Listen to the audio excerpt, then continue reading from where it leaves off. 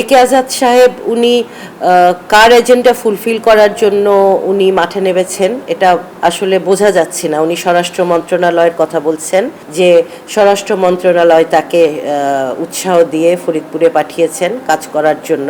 তো যেই সরকার বলে যে আওয়ামী লীগের কার্যক্রম নিষিদ্ধ, সেই সরকার আবার আওয়ামী লীগের একজন পদধারী নেতাকে কিভাবে ফরিদপুরে কাজ করার জন্য পাঠান। এই প্রশাসন, এই সরকার নাকি তাকে, এই স্বরাষ্ট্র মন্ত্রণালয় নাকি তাকে স্বতঃস্ফূর্তভাবে খুব উৎসাহ দিয়ে ফরিদপুরে পাঠিয়েছেন। ফরিদপুর সদরে মানে দুর্দান্ত প্রতাপে সে আওয়ামী লীগের সকল নেতাকর্মীকে সে পুনর্বাসিত করছে। আসলে এটা খুব দুঃখের বিষয়, খুব দুঃখের সাথে আমি বলছি। ফরিদপুরের জনগণ এটা নিয়ে খুব হতবাক যে এটা কিভাবে হচ্ছে। আমার মনে হয় ফরিদপুর একমাত্র জেলা বা ফরিদপুর সদর হলো সারা বাংলাদেশে একটা ব্যতিক্রম, যেখানে এই সরকার আওয়ামী লীগের সকল কার্যক্রম তারা নিষিদ্ধ করেছেন।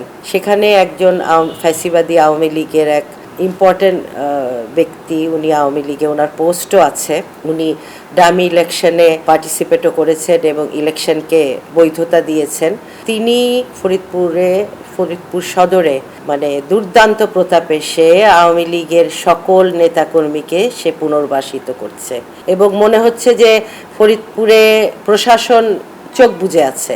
আওয়ামী লীগের নেতাকর্মীরা তারা ঘুরে বেড়াচ্ছে ফ্রিলি এবং আমরা প্রতিবাদ করতে গেলে, আমরা যদি কিছু বলতে চাই বিএনপি, আমাদের উপরে সেই 15 বছর যেই ঘটনা ঘটেছে, মিথ্যা মামলা, আমাদেরকে মিথ্যা মামলা দিচ্ছে এবং একজন জেলও খেটেছে আমরা যখন প্রতিবাদ করেছি।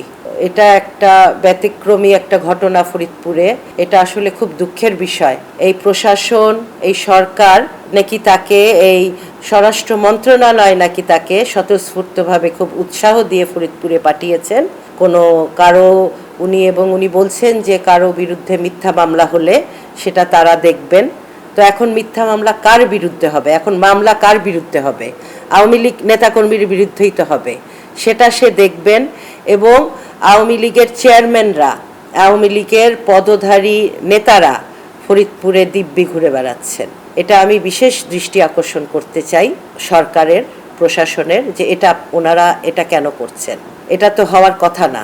এবং উনি যেই ডামি প্রার্থী যে ছিলেন, উনি 6 মাসের পরে, গত বছর উনি যান নাই ফরিদপুরে, হঠাৎ করে সে উদয় হয়ে সে এই ধরনের কার্যক্রম শুরু করেছে যেটা নিষিদ্ধ। তো এটা আমরা কার কাছে, আমরা বলতে গেলেই আমাদের হামলা মামলা দিচ্ছে। উনি প্রার্থী কিভাবে হবে সেটা আমি জানি না। উনি ভোটের মাঠটা মানে নষ্ট করে দিচ্ছে টাকা পয়সা ছড়িয়ে। উনি কি প্রার্থী হবে কিনা সেটা আমি জানি না। উনি কার এজেন্ডা ফুলফিল করছে সেটাও বোঝা মুশকিল। এখন একে আজাদ সাহেব উনি কার এজেন্ডা ফুলফিল করার জন্য উনি মাঠে নেমেছেন এটা আসলে বোঝা যাচ্ছে না। উনি স্বরাষ্ট্র মন্ত্রণালয়ের কথা বলছেন যে স্বরাষ্ট্র মন্ত্রণালয় তাকে উৎসাহ দিয়ে ফরিদপুরে পাঠিয়েছেন কাজ করার জন্য। তো যেই সরকার বলে যে আওয়ামী লীগের কার্যক্রম নিষিদ্ধ, সেই সরকার আবার আওয়ামী লীগের একজন পদধারী নেতাকে কিভাবে ফরিদপুরে কাজ করার জন্য পাঠান। এটা তো পুরা মানে কন্ট্রাডিক্টরি কথা। এবং উনি টাকা যেটা ছড়াচ্ছে, হ্যাঁ টাকা ছড়াচ্ছে, বাট ভোটের মাঠ ইজ ডিফারেন্ট। ভোটে মানুষ টাকা দিয়ে মানুষ এখন গণতন্ত্র চাচ্ছে। ভোট দিয়ে একজন প্রতিনিধি ওনার নির্বাচিত করতে চাচ্ছে জনগণ, যার কাছে তারা যেতে পারবে। এমন কোনো প্রতিনিধি তারা চায় না, হ্যাঁ, যে ভোটের পরের দিন তার বাড়ির দরজা বন্ধ, তার জন্য তার ফোন ধরবে না, তার কথা শোনার জন্য, তাদের সমস্যা সমাধানের জন্য তাকে পাবে না। সেরকম কোনো প্রতিনিধি বাংলাদেশের জনগণ এখন ভোট দিবে না তাকে। টাকা ছড়িয়ে কিন্তু ভোটের মাঠে একটা বিভ্রান্তি সৃষ্টি হচ্ছে। এটা একটা দুঃখজনক ব্যাপার। এটার জন্য আমি জানি না সরকার, তারা বলছে একটা কিন্তু করছে একটা। এটা কি ধরনের মানে তাদের ডিসিশন, এটা বোধগম্য। আমরা সবাই হতবাক আসলে ফরিদপুরবাসী, এবং আমরা এটার তীব্র নিন্দা জানাই এবং প্রতিবাদ জানাই এটার।